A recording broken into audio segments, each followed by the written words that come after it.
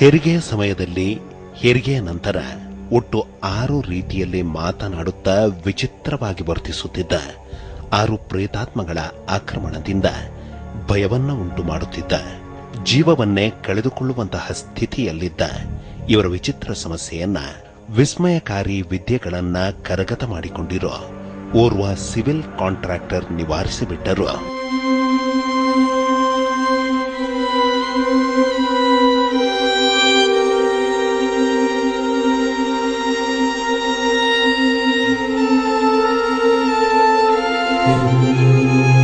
ಭಾಷೆ ಕೊಟ್ಟು ಅವು ಹಿರಿಯಲ್ಲಿ ನಡೆದಿರೋದು.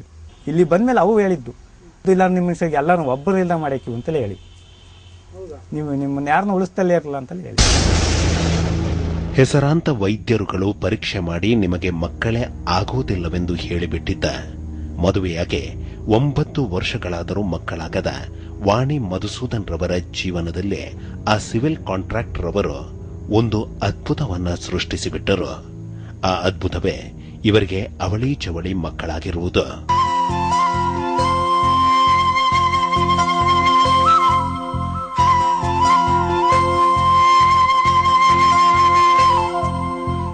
ಒಂಬತ್ತು ವರ್ಷದ ತನಕಲೂ ಮಕ್ಕಳಿರಲಿಲ್ಲ.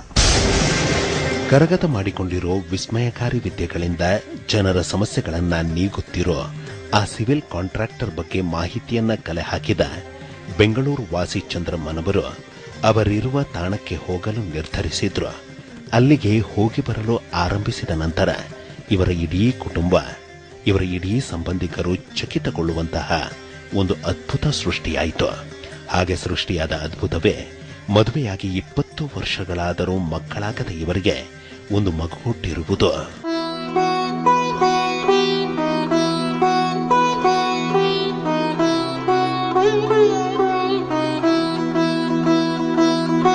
ಮದುವೆಯಾಗಿ 20 ವರ್ಷ ಆಯ್ತು. 20 ವರ್ಷದಿಂದ ಮಕ್ಕಳಿರಲಿಲ್ಲ. ಮದುವೆಯಾದ ನಂತರ ಸಂತಾನ ಭಾಗ್ಯಕ್ಕಾಗಿ ವರ್ಷಾನುವರ್ಷಗಳ ಕಾಲ ಚಿಕಿತ್ಸೆ ಪಡೆದಿದ್ದ, ಇನ್ನು ಮಕ್ಕಳೇ ಆಗುವುದಿಲ್ಲವೆಂದು ಹೇಳಿಬಿಡಲಾಗಿದ್ದ, ಕೆಲವರಾಡುತ್ತಿದ್ದ ಮಾತುಗಳಿಂದ ಪ್ರತಿಕ್ಷಣ ನೊಂದು 20 ವರ್ಷಗಳ ಕಾಲ ಜೀವನ ಸಾಗಿಸಿದ, ಇನ್ನು ನನಗೆ ಮಕ್ಕಳಾಗುವುದಿಲ್ಲ, ಈ ಜನ್ಮದಲ್ಲಿ ಆ ಭಾಗ್ಯವಿಲ್ಲ ಎಂಬ ನಿರ್ಧಾರಕ್ಕೆ ಬಂದಿದ್ದ ಇವರು ಇದೀಗ ಒಂದು ಮುದ್ದಾದ ಗಂಡು ಮಗುವಿನ ತಾಯಿ.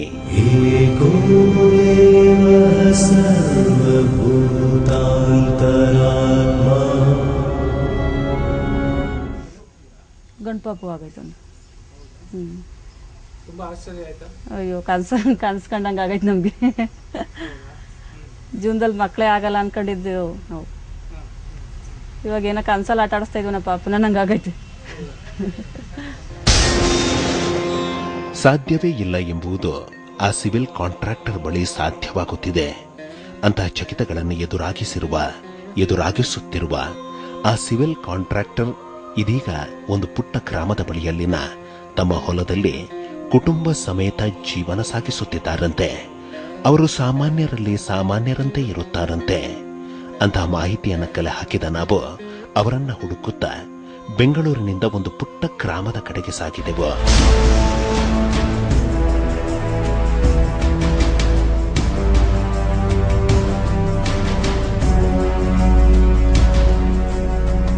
ಅಸಲಿಗೆ ಚಕಿತಗಳನ್ನು ಎದುರಾಗಿಸುತ್ತಿರೋ, ತಾವು ಕಲಿತಿರುವ ವಿದ್ಯೆಯಿಂದ ಜನರ ನೆರವಿಗೆ ನಿಂತಿರೋ ಆ ಸಿವಿಲ್ ಕಾಂಟ್ರಾಕ್ಟರ್ ಇರೋದಾದ್ರೂ ಹೇಗೆ ಎಂಬ ಪ್ರಶ್ನೆಗೆ ಉತ್ತರ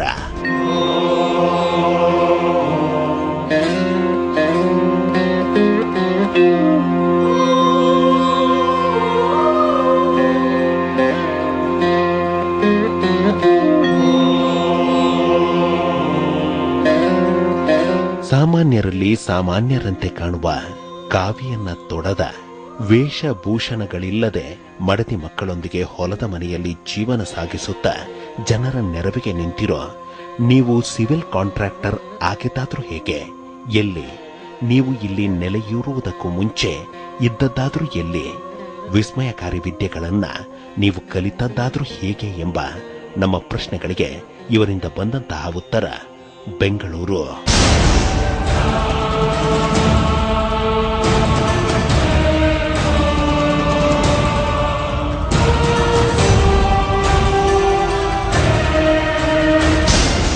ಒಂದು ಕುಗ್ರಾಮದಿಂದ ಬೆಂಗಳೂರಿಗೆ ಹೋಗಿ ಸಿವಿಲ್ ಕಾಂಟ್ರಾಕ್ಟರ್ ವೃತ್ತಿಯೊಂದಿಗೆ ಹಲವಾರು ವರ್ಷಗಳ ಕಾಲ ಜೀವನ ಸಾಗಿಸಿದೆ. 100 ಮನೆಗಳನ್ನ ಕಟ್ಟಿದೆ, ಸಿರಿ ಸಂಪತ್ತನ್ನ ಗಳಿಸಿದೆ.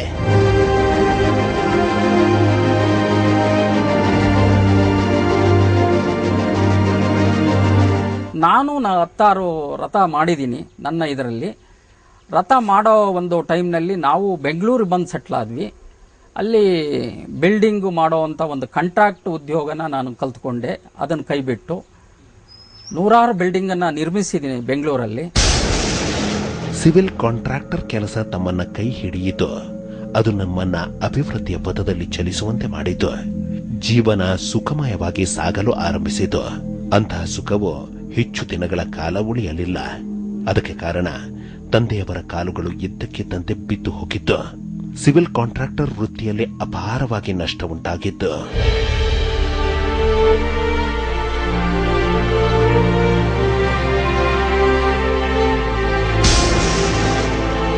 ಎಷ್ಟೇ ಪ್ರಯತ್ನಿಸಿದ್ರೂ, ಎಷ್ಟೇ ಹಣವನ್ನ ಖರ್ಚು ಮಾಡಿದ್ರೂ ತಂದೆಯವರ ಬಿದ್ದು ಹೋದ ಕಾಲುಗಳು ಬರಲೇ ಇಲ್ಲ. ಜೊತೆಗೆ ಸಿವಿಲ್ ಕಾಂಟ್ರಾಕ್ಟರ್ ವೃತ್ತಿ ಸೇರಿದಂತೆ ಕೈ ಹಾಕುವ ಯಾವುದೇ ಕೆಲಸ ಕೈಗೂಡದಂತಾಯಿತು. ಒಂದೊಂದು ರೂಪಾಯಿಗೂ ಕಷ್ಟಪಡುವಂತಾಯಿತು. ಅಂತಹ ಸ್ಥಿತಿಯಲ್ಲಿ ನಮಗೆ ಒಂದು ಸತ್ಯ ಸಂಗತಿ ತಿಳಿಯಿತು. ಆ ಸತ್ಯ ಸಂಗತಿಯೇ ಓರ್ವರು ನಮ್ಮ ಮೇಲೆ ಭಾನುಮತಿಯ ಪ್ರಯೋಗ ನಡೆಸಿದ್ದಾರೆಂಬುದು. ಅದು ನಾನಾ ರೀತಿಯಲ್ಲಿ ರುಜುವಾತಾಗಿತ್ತು. ನಮ್ಮ ತಂದೆಯವರು ಇನ್ನೂ ಚೆನ್ನಾಗಿದ್ರು, ಗಟ್ಟಿಮುಟ್ಟಾಗಿದ್ರು.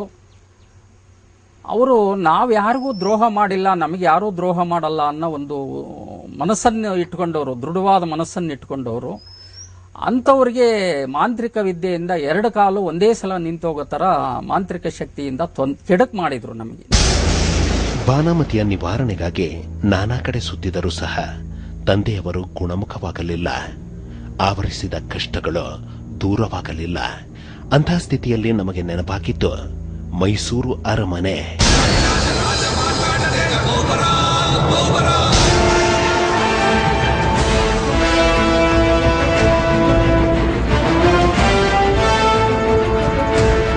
ಮೈಸೂರು ಅರಮನೆಗೂ ಈ ಸಿವಿಲ್ ಕಾಂಟ್ರಾಕ್ಟರ್ ರವರಿಗೂ ಇರುವಂತಹ ಸಂಬಂಧವಾದ್ರೂ ಏನು? ಅಂಥದ್ದೊಂದು ಸಂಗತಿಯಿಂದ ಇವರು ಹಿಮಾಲಯಕ್ಕೆ ಹೋಗಿದ್ದಾದ್ರೂ ಏಕೆ ತಿಳಿಯೋಣ ಒಂದು ಸಣ್ಣ ಬ್ರೇಕ್ ನಂತರ.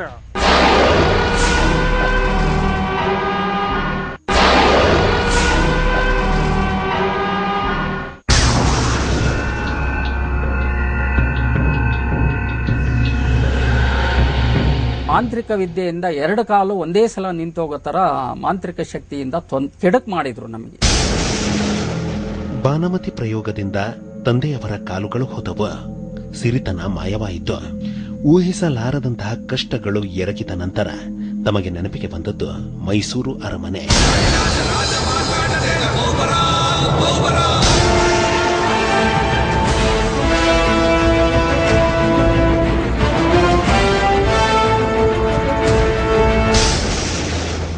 ಅಂತಹ ಕಷ್ಟದ ಸ್ಥಿತಿಯಲ್ಲಿ ನಿಮಗೆ ಅರಮನೆ ಯಾವ ಕಾರಣಕ್ಕಾಗಿ ನೆನಪಾಯಿತೆಂಬ ನಮ್ಮ ಪ್ರಶ್ನೆಗಳಿಗೆ ಇವರಿಂದ ಬಂದಂತಹ ಉತ್ತರ, ಅರಮನೆಯಲ್ಲಿ ನಮ್ಮ ತಾತನವರು ಮಾಂತ್ರಿಕರಾಗಿ ಕಾರ್ಯನಿರ್ವಹಿಸುತ್ತಿದ್ದರೆಂಬುದು. ಸಾಮ್ರಾಜ್ಯದ ಒಳಿತಿಗಾಗಿ ರಾಜಾಜ್ಞೆಯಂತೆ ನಿಧಿಯನ್ನ ತೆಗೆದುಕೊಡುತ್ತಿದ್ದರೆಂಬುದು. ಅಂತಹ ವಿಸ್ಮಯಕಾರಿ ತಂತ್ರವನ್ನು ಅವರು ಕರಗತ ಮಾಡಿಕೊಂಡಿದ್ದರೆಂಬುದು.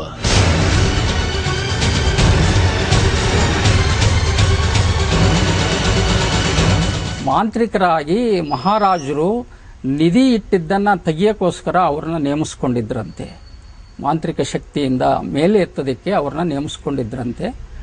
ಆ ವೃತ್ತಿ ಅವ್ರು ಮಾಡ್ಕೊಂಡ್ಬಂದ್ರು. ನಿಧಿ ತೆಗೆಯೋ ತಂತ್ರಗಾರಿಕೆಯಲ್ಲಿ ಹೆಚ್ಚು ಕಡಿಮೆಯಾದರೆ ಪ್ರಾಣಕ್ಕೆ ಅಪಾಯ. ಅದನ್ನು ಕಾಯುವ ಶಕ್ತಿಗಳು ಆಕ್ರಮಿಸದೆ ಇರಲಾರವೆಂಬ ಮಾತಿಗೆ ಪೂರಕವೆಂಬಂತೆ ನಮ್ಮ ತಾತನವರಿಗೆ ಒಂದು ವಿಚಿತ್ರ ಎದುರಾಯಿತು. ಆ ವಿಚಿತ್ರವೇ ಅವರ 6 ಮಕ್ಕಳು ವಯಸ್ಸಿಗೆ ಬರುವ ವೇಳೆಗೆ ಸಾವನ್ನಪ್ಪಿತ್ತು. ಅಂತಹ ತಂತ್ರವಿದ್ಯೆಯನ್ನು ಕೈಬಿಟ್ಟ ನಂತರ ಹುಟ್ಟಿದ 7ನೇ ಮಗ ಬದುಕುಳಿದದ್ದು. ಹಾಗೆ ಬದುಕುಳಿದ 7ನೇ ಮಗನೇ ಇವರ ತಂದೆ ಎಂಬುದು.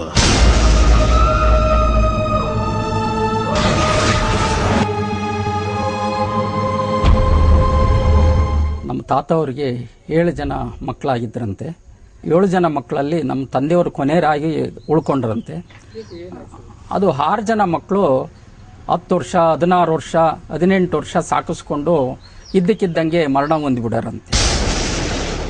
ನಮ್ಮ ತಂದೆಯವರು ಆ ವಿದ್ಯೆಯನ್ನ ಕಲಿಯಲಿಲ್ಲ. ಬದಲಿಗೆ ಮರಕೆತ್ತುವ ಶಿಲ್ಪಿಯಾದರು. ಮಂದಿರ ಮಂಟಪಗಳ ಕೆಲಸ ಮಾಡಲು ಆರಂಭಿಸಿದ್ರು. ಅದೇ ಕೆಲಸವನ್ನು ನಾನು ಕಲಿತೆ. ಆ ಕೆಲಸದಿಂದ ಹೆಸರನ್ನು ಸಂಪಾದಿಸಿದೆ. ಅನಂತರ ಬೆಂಗಳೂರಿನಲ್ಲಿ ಸಿವಿಲ್ ಕಾಂಟ್ರಾಕ್ಟರ್ ಆಗಿ 100 ಮನೆಗಳನ್ನ ಕಟ್ಟಿದೆ. ನಮ್ಮ ಬಡತನ ದೂರವಾಯಿತು, ಸಿರಿತನ ಮೇಳೈಸಿತು. ಅಂತಹ ಸ್ಥಿತಿಯಲ್ಲಿ ನಮ್ಮ ಏಳಿಗೆಯನ್ನ ಸಹಿಸದ ಕೆಲ ಜನರು ನಮ್ಮ ಮೇಲೆ ಭಾನುಮತಿಯ ಪ್ರಯೋಗವನ್ನು ನಡೆಸಿದ್ರು.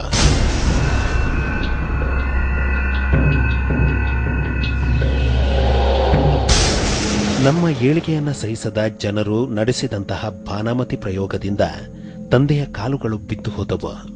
ಎಷ್ಟೇ ಪ್ರಯತ್ನಿಸಿದ್ರೂ ಎದುರಾದ ಸಮಸ್ಯೆ ಕಷ್ಟಗಳು ದೂರಾಗದೇ ಇದ್ದಾಗ ಇವರು ಒಂದು ನಿರ್ಧಾರವನ್ನು ಮಾಡಿದ್ರು. ಆ ನಿರ್ಧಾರವೇ ತಂದೆಯವರು ಕೈಬಿಟ್ಟಿದ್ದ ತಾತನವರ ಒಂದು ತಂತ್ರಕ್ಕೆ ಮೊರೆ ಹೋಗುವುದು.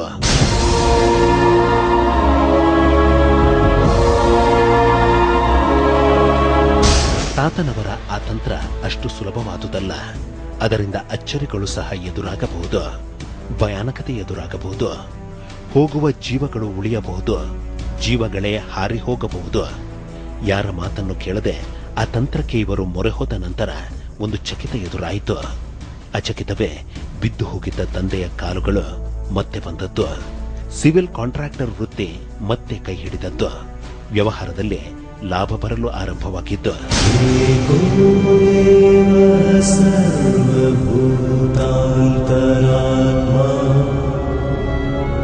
ಮರೆ ಹೋದಾಗ ನಮಗೆ ಎಲ್ಲ ಪರಿಹಾರನೂ ಸಿಕ್ತು. ನಮ್ಮ ತಂದೆಯವ್ರ ಕಾಲು ಸರಿಯಾಯಿತು, ಮತ್ತೆ ಯಥಾ ಪ್ರಕಾರ ಆದರು.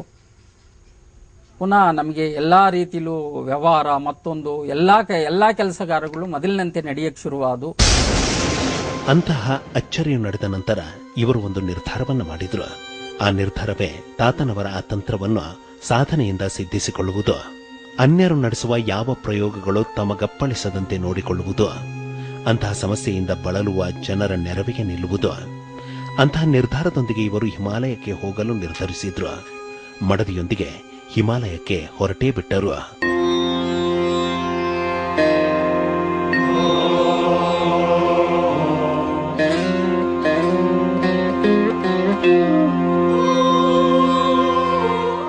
ಆ ಛಲದಿಂದ ನಾನು ಹಿಮಾಲಯ ಪರ್ವತಕ್ಕೆ ಹೋದೆ. ಆ ತಂತ್ರವನ್ನ ಸಿದ್ಧಿಸಿಕೊಳ್ಳಲು ಹಿಮಾಲಯಕ್ಕೆ ಹೋದ ನಾವು ಗುಹೆಯಲ್ಲಿನ ಓರ್ವ ಗುರುಗಳ ಮುಂದೆ ಹೋಗಿ ನಿಂತಾಗ ಒಂದು ಚಕಿತ ಎದುರಾಯಿತು. ಹಾಗೆ ಎದುರಾದ ಚಕಿತವೇ ನಾನು ಹೋದ ಕಾರಣ ಅವರಿಗೆ ತಿಳಿದದ್ದು. ಅವರು ಒಂದು ಬೀಜಾಕ್ಷರವನ್ನ ಬೋಧಿಸಿತ್ತು.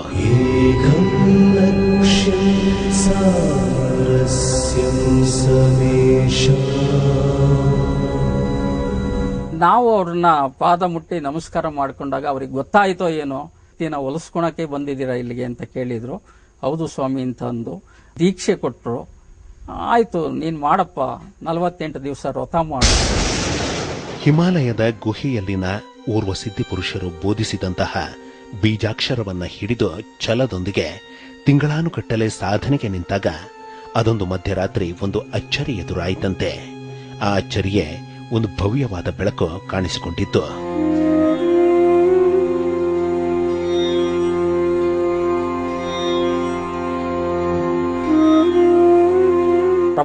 ಪ್ರಬಲವಾದ ಒಂದು ಬೆಳಕು ನಮ್ಮ ಎದುರುಗಡೆ ಬಂದು ನಿಂತ್ಕೊಂತು. ಅದು ಗಾತ್ರನ ನಾವು ಅಳೆಯಕ್ಕಾಗದಂತ ಒಂದು ಬೆಳಕು. ಮಧ್ಯರಾತ್ರಿಯ ಸಮಯದಲ್ಲಿ ತಮಗೆದುರಾದ ಅಂತಹ ಬೆಳಕಿನ ಅನುಭವವನ್ನ ಇವರು ಗುಹೆಯಲ್ಲಿನ ಸಿದ್ಧಿ ಪುರುಷರಿಗೆ ಹೇಳಿದಾಗ, ನೀನು ಬಂದ ಕೆಲಸ ಮುಗಿಯಿತು, ನೀನಿನ್ನೂ ಹೊರಡಬಹುದೆಂಬ ಆದೇಶವನ್ನು ಅವರು ನೀಡಿದ್ರು. ಅಂತಹ ಆದೇಶದೊಂದಿಗೆ ಹಿಮಾಲಯದಿಂದ ಕರ್ನಾಟಕಕ್ಕೆ ಹಿಂತಿರುಗಿದ ನಂತರ ಇವರಿಗರಿಯದಂತೆ ಇವರಿಂದ ಚಕಿತಗಳು ಆರಂಭವಾದವು.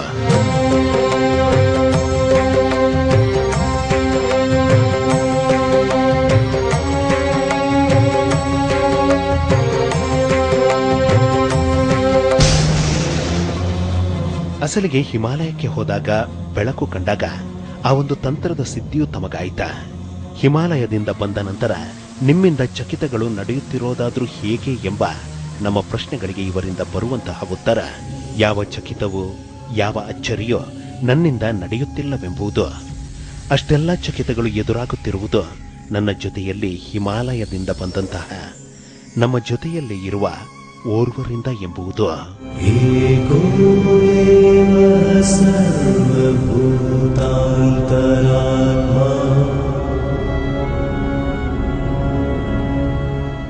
ಅಸಲಿಗೆ ಹಿಮಾಲಯದಿಂದ ಸಿವಿಲ್ ಕಾಂಟ್ರಾಕ್ಟರ್ ರವರ ಜೊತೆಯಲ್ಲಿ ಬಂದವರಾದ್ರೂ ಯಾರು, ಅವರು ಇರೋದಾದ್ರೂ ಹೇಗೆ ತಿಳಿಯೋಣ ಒಂದು ಸಣ್ಣ ಬ್ರೇಕ್ ನಂತರ.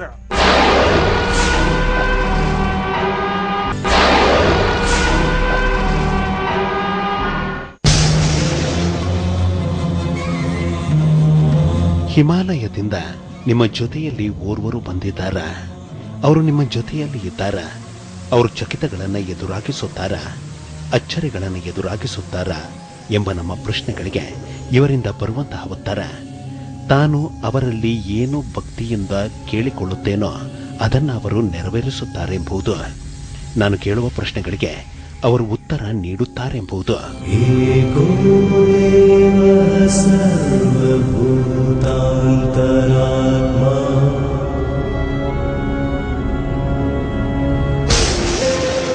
ಇವರು ಭಕ್ತಿಯೊಂದಿಗೆ ಕೇಳಿಕೊಳ್ಳೋದನ್ನ ಹಿಮಾಲಯದಿಂದ ಬಂದಿರುವಂತಹ ಆ ಓರ್ವರು ವಿಸ್ಮಯಕಾರಿ ರೀತಿಯಲ್ಲಿ ಈಡೇರಿಸುತ್ತಾರ ಎಂಬ ಪ್ರಶ್ನೆಗಳನ್ನು ಹಿಡಿದು ನಾವು ಹಲವರನ್ನ ಭೇಟಿ ಮಾಡಿದೆವು. ಇವರ ಹೆಸರು ಮಲ್ಲಿಕಾರ್ಜುನ ಅಂತ. ಇವರ ಗ್ರಾಮದ ಪೋಸ್ಟ್ ಮಾಸ್ಟರ್ ಬಸವಯ್ಯನವರು ಕರುಳಿನ ಅಲ್ಸರ್ ಸಮಸ್ಯೆಯಿಂದ ಹಲವಾರು ವರ್ಷಗಳ ಕಾಲ ನರಳಲು ಆರಂಭಿಸಿದ್ರು.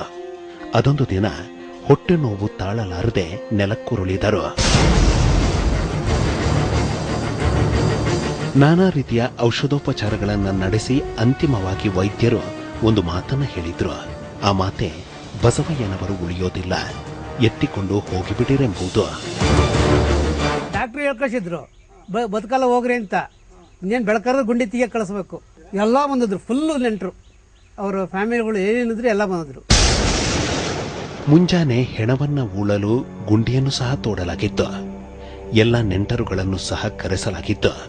ಅಂತಹ ಸ್ಥಿತಿಯಲ್ಲಿ ಓರ್ವರು ನೀಡಿದಂತಹ ಸಲಹೆಯ ಮೇರೆಗೆ ಬಸವಯ್ಯನವರ ದೇಹವನ್ನ ಸಿವಿಲ್ ಕಾಂಟ್ರಾಕ್ಟರ್ ಬಳಿಗೆ ಎತ್ತಿಕೊಂಡು ಹೋಗಲಾಯಿತಂತೆ. ಆಗ ಸಿವಿಲ್ ಕಾಂಟ್ರಾಕ್ಟರ್ ಭಕ್ತಿಯೊಂದಿಗೆ ಹಿಮಾಲಯದಿಂದ ಬಂದಂತಹ ಆ ಓರ್ವರೊಂದಿಗೆ ಮಾತನಾಡಿ ಒಂದು ವಿಷಯವನ್ನ ಬಸವಯ್ಯನವರ ಮಕ್ಕಳಿಗೆ ತಿಳಿಸಿದ್ರು. ಆ ವಿಷಯವೇ ಬಸವಯ್ಯನವರು ಬದುಕುಳಿಯುತ್ತಾರೆಂಬುದು. ಅದಕ್ಕೆ ಏನು ಮಾಡಬೇಕೆಂಬುದು. ಅಂತಹ ಸಲಹೆಯಂತೆ ಮಾಡಿದಾಗ ಒಂದು ಚಕಿತ ಎದುರಾಯಿತು. ಆ ಚಕಿತವೇ ಬಸವಯ್ಯನವರು ಬದುಕುಳಿದದ್ದು.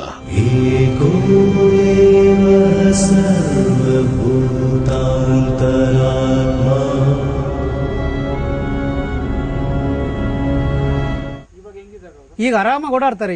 ಅಂಥದ್ರೆ 7 ವರ್ಷ ಪೋಸ್ಟ್ ಮ್ಯಾನ್ ಕೆಲಸ ಮಾಡಿದ್ರು, ರಿಟೈರ್ಡ್ ಆಯ್ತು. ಈಗ ಚೆನ್ನಾಗಿದ್ದಾರೆ. ಈಗ ಇವರ ಹೆಸರು ಕೃಷ್ಣ ಅಂತ. ಅದೊಂದು ದಿನ ಆ ಸಿವಿಲ್ ಕಾಂಟ್ರಾಕ್ಟರ್ ಅವರ ಮುಂದೆ ಹೋಗಿ ಕೂತರಂತೆ. ಹಾಗೆ ಅವರ ಮುಂದೆ ಹೋಗಿ ಕುಳಿತಾಗ ಇವರಿಗೊಂದು ಅಚ್ಚರಿ ಎದುರಾಯಿತಂತೆ. ಆ ಅಚ್ಚರಿಯೇ ಹಿಮಾಲಯದಿಂದ ಬಂದಿರುವಂತಹ ಆ ಓರ್ವರು ನಾನು ಅವರ ಬಳಿ ಏತಕ್ಕೆ ಹೋಗಿದ್ದೇನೆಂದು ಹೇಳಿದ್ದು.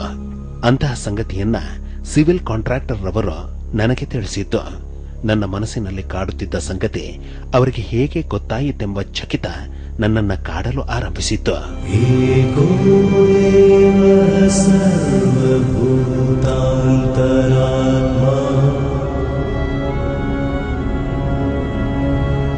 ನಾನು ಇಲ್ಲಿ ಮೊದಲು ಕಂಡುಕೊಂಡಿದ್ದು ನನಗೆ ಒಂದೇ ಒಂದು ಸತ್ಯ, ನನ್ನ ಮನಸ್ಸಲ್ಲಿದ್ದಿದ್ದು ಸತ್ಯ ಅಲ್ಲಿ ನನಗೆ ಗೊತ್ತಾಯಿತು. ಇಲ್ಲಿ ತನಕ ಯಾವ ವಿಚಾರದಲ್ಲೂ ಫೇಲ್ ಆಗಿಲ್ಲ. ಅಸಲಿಗೆ ನಿಮ್ಮ ಜೊತೆಯಲ್ಲಿ ಹಿಮಾಲಯದಿಂದ ಬಂದಂತಹ ಆ ಓರ್ವರಾದರೂ ಯಾರು ಎಂಬ ನಮ್ಮ ಪ್ರಶ್ನೆಗಳಿಗೆ ಇವರಿಂದ ಬಂದಂತಹ ಉತ್ತರ, ಅವರು ನನ್ನ ಜೊತೆಯಲ್ಲಿ ಬಂದಾಗ ಅವರು ಕಾಣಿಸಲಿಲ್ಲ. ಗ್ರಾಮಕ್ಕೆ ಬಂದ ನಂತರ ಅವರು ನನ್ನ ಕನಸಲ್ಲಿ ಕಾಣಿಸಿಕೊಳ್ಳಲು ಆರಂಭಿಸಿದ್ರು. ನಾನು ಅಲ್ಲಿಂದ ನಿನಗಾಗಿ ಬಂದಿರುವೆ, ನೀನು ನನಗೆ ಒಂದು ತಾಣವನ್ನ 21 ದಿನಗಳಲ್ಲಿ ಸಿದ್ಧಪಡಿಸೆಂಬುದು. ಕನಸಿನಲ್ಲಿ ಗೋಚರವಾಗಿ ನನಗೆ 21 ದಿನದಲ್ಲಿ ನನಗೆ ಒಂದು ಸ್ಥಾನಮಾನ ಬೇಕಪ್ಪ, ನಾನಿಲ್ಲಿ ನೆಲೆಸ್ತಾ ಇದ್ದೀನಿ. ನೀವು ನೆಲೆಯಾಗಲು ಯಾವ ತಾಣವನ್ನ ಸಿದ್ಧಪಡಿಸಬೇಕೆಂಬ ಪ್ರಶ್ನೆಗಳಿಗೆ ಹಿಮಾಲಯದಿಂದ ಬಂದಂತಹ ಆ ಓರ್ವರಿಂದ ಉತ್ತರ ಸಿಕ್ಕಿತು. ಆ ಉತ್ತರವೇ ಹೊಲದಲ್ಲಿರೋ ಒಂದು ಹುತ್ತದ ತಾಣದಲ್ಲಿ ಎಂಬುದು.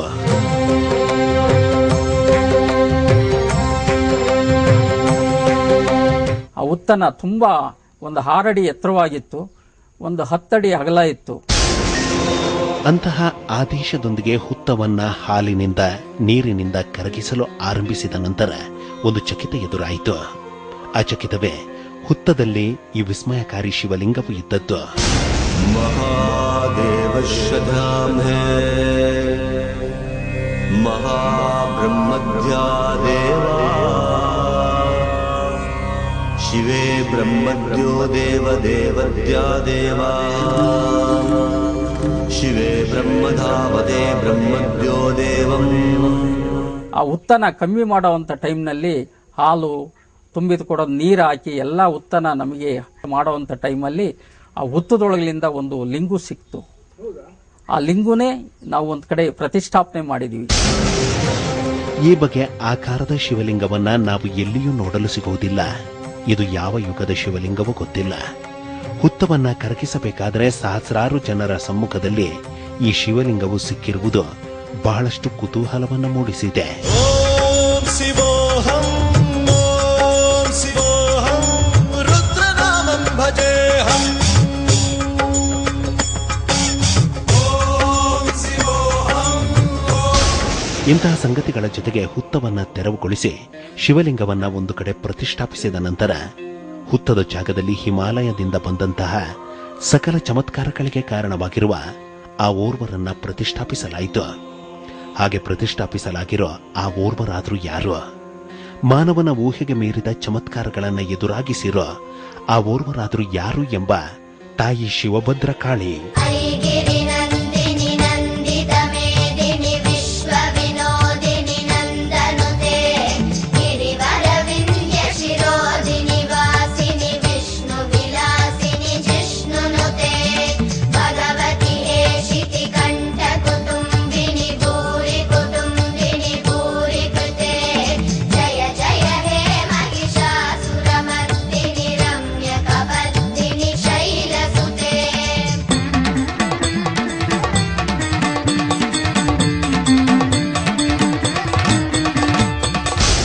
ಹಿಮಾಲಯದಿಂದ ಬಂದು ಇಲ್ಲಿ ನೆಲೆಯೂರಿರುವ ತಾಯಿ ಶಿವಭದ್ರ ಕಾಳಿಯಿಂದ ಆಸ್ಪತ್ರೆಗಳಿಂದ ಗುಣವಾಗದ, ಎಲ್ಲಿಯೂ ನಿವಾರಣೆಯಾಗದ ಕಾಯಿಲೆಗಳು, ಸಮಸ್ಯೆಗಳು ನಿವಾರಣೆಯಾಗುತ್ತಿರುವಂತಹ ಸಹಸ್ರಾರು ಜೀವಂತ ಸಾಕ್ಷಿಗಳು ನಮಗಿಲ್ಲಿ ಸಿಗುತ್ತವೆ.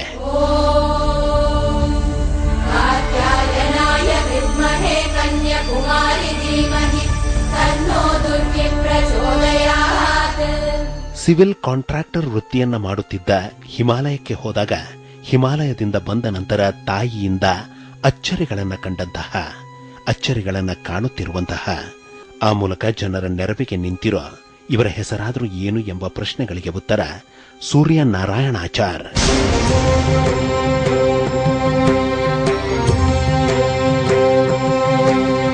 ಬೇಕಾದಷ್ಟಾಗಿದೆ, ಆದರೆ ಹೇಳಕ್ಕೆ ತುಂಬಾ ದೊಡ್ಡದಿದೆ. ಅಸಲಿಗೆ ಅಚ್ಚರಿಗಳು ನಡೆಯೋ, ಚಕಿತಗಳನ್ನ ಎದುರಾಗಿಸೋ ತಾಯಿ ಶಿವಭದ್ರ ಕಾಳಿ ಮಂದಿರ ಇರೋದಾದ್ರೂ ಎಲ್ಲಿ ಎಂಬ ಪ್ರಶ್ನೆಗಳಿಗೆ ಉತ್ತರ ಈ ದಿವ್ಯ ಕ್ಷೇತ್ರ ಇರೋದು ಹಾಸನ ಜಿಲ್ಲೆಯ ಅರಸೀಕೆರೆ ತಾಲೂಕಿನ ಪನ್ನಾಸಮುದ್ರ ಗೇಟ್ ಬಳಿಯಲ್ಲಿ.